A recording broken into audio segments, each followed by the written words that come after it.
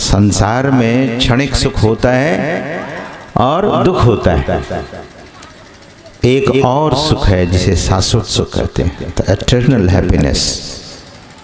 The momentary happiness is not really for us.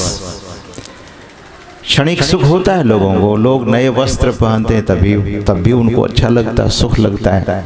कोई आपको अच्छी चीज गिफ्ट करते हैं, भेंट करते हैं, तब आपको बड़ा अच्छा लगता है। आपको कोई अच्छी वस्तु खाने को दिया जाता है तब भी बड़ा अच्छा लगता है। खा करके स्वादिष्ट भोजन को, भोग्य पदार्थ को जब लोग उपभोग करते हैं, ग्रहण करते हैं, तो लोगों को बड़ा सुख लगता है। लेकिन दैट्स ऑल मोमेंटरी हैप्पीनेस, वो क्षणिक सुख है। संत महात्मा लोग और शास्त्र शाश्वत सुख की बात करते हैं, शाश्वत सुख की ओर जाने के लिए कहते हैं। शाश्वत सुख को पाने के लिए संत महापुरुष कहते हैं। शास्त्र कहता है कि शाश्वत सुख मिलेगा तो वो ऐसा सुख है कि छुटाने पर भी कभी वो सुख छूटेगा नहीं, हटाने पर भी वह सुख हटेगा नहीं, मिटाने पर भी वह सुख मिटेगा नहीं, नष्ट करने पर भी वो कभी नष्ट होने वाला नहीं है। ऐसा सुख है और उस सुख को पाने के लिए योग भूमि पर जाने की जरूरत है। और योग भूमि पर कैसे जाएंगे? तो वेद भगवान कहते हैं बुद्धि योग। ये बुद्धि योग क्या है? बुद्धि योग मतलब सत्संग। पहले बुद्धि योग, प्रथमम युञ्जानः मनः। पहले बुद्धि योग कीजिए। और बुद्धि योग मतलब यही सत्संग, जहाँ बैठकर हम आप अपनी बुद्धि का योग उस शाश्वत सुख के लिए कर सकते हैं। बाहर में पहले जानकारी, बाह्य रूप से हम आप इस ज्ञान को समझ लें, उसके बाद जीवन में उतारें। हम सबों को प्रैक्टिकल करना होता है, हम सबों को प्रैक्टिकल करना होगा। तो इसीलिए महापुरुषों ने सत्संग को दो भागों में बांट दिया, एक बाह्य सत्संग, दूसरा अंतरंग सत्संग, आभ्यंतर सत्संग, भीतर का सत्संग। सदगुरु महाराज कहते हैं नित्य सत्संगति करो बनाई, अंतर बाहर द्वय विधि भाई, धर्म कथा बाहर सत्संगा, अंतर सत्संग ध्यान अभंगा। ये धर्म कथा का मतलब कर्तव्य कथा। यहाँ धर्म कथा से मतलब है कि हम मनुष्यों का क्या कर्तव्य है, हम मनुष्यों का क्या धर्म है। तो बाहर के सत्संग में धर्म कथा सुनाई जाती है कि हम सबों का कर्तव्य क्या है, what is our finally the duty, हम सबों का क्या कर्तव्य है उसको जाने।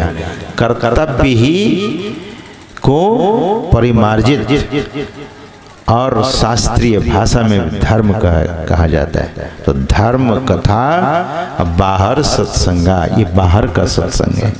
लेकिन अंतर सत्संग क्या है? सदगुरु महाराज कहते हैं कि नैनन मूंद ध्यान को आसन, करो होई दृढ़ बैठ सुखासन, मानस जाप नाम गुरु केरा। यहाँ वेद भगवान कहते हैं कि पहले बुद्धि योग फिर मानस योग। मानस जाप नाम गुरु केरा, मानस रूप ध्यान उन्हीं केरा, यह अवलंब ध्यान कछु होई, अब पुनः दृष्टि बल कीजय सोई। This is the base for the meditation. क्या है बेस? बेस क्या है? मानस जाप ध्यान उन्हीं केरा, मानस रूप ध्यान उन्हीं केरा। मानस जाप और मानस ध्यान, ये दोनों चीज लेकिन इसके पहले बुद्धि योग, इसके पहले सत्संग, बाह्य सत्संग। बाहर के सत्संग में बैठ करके सत्संग को समझ लेंगे तो भीतर में प्रेम जगेगा, भीतर में लगन लग जाएगी, उत्कंठा होगी, भीतर में अभीप्सा होगी, जानने की इच्छा होगी, पाने की इच्छा होगी। तो सज्जनों, इसीलिए वेद भगवान कहते हैं पहले बुद्धि योग, पहले सत्संग, पहले बाह्य सत्संग। इस मंत्र में बाह्य सत्संग की भी चर्चा है और इस मंत्र में अंतर सत्संग की भी चर्चा है। अंतर सत्संग क्या? तो अग्नि की ज्योतियों का योग कर, अग्नि योग, ज्योतिर्योग, बिंदु ध्यान। इस मंत्र में नाद ध्यान की चर्चा नहीं है। आगे के मंत्रों को जब पढ़ेंगे तब नाद की भी चर्चा है, लेकिन पहले ज्योतिर्योग है। सज्जनों, बाहर का सत्संग में खूब अपने को लगाना होता है। बाहर के सत्संग को श्रद्धा से, ध्यान से, एकाग्रता से जब कोई सुनता है तो भीतर में उसे अभीप्सा हो जाती है, जिज्ञासा हो जाती है। तो जानना सबसे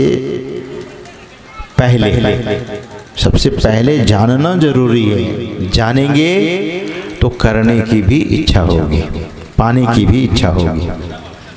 जैसे आजकल के जो युवान लोग हैं, युवान भाई बहन हैं, बाहर के मुल्कों के बारे में सुनते हैं कि वहाँ पॉल्यूशन नहीं है, रोड ट्रैफिक नहीं है, लाइफ बहुत इजी है, बहुत कंफर्टेबल है। तो बहुत लोग पढ़ करके, बहुत युवा भाई बहन पढ़ करके अपने देश को छोड़कर विदेशों में चले जाते हैं।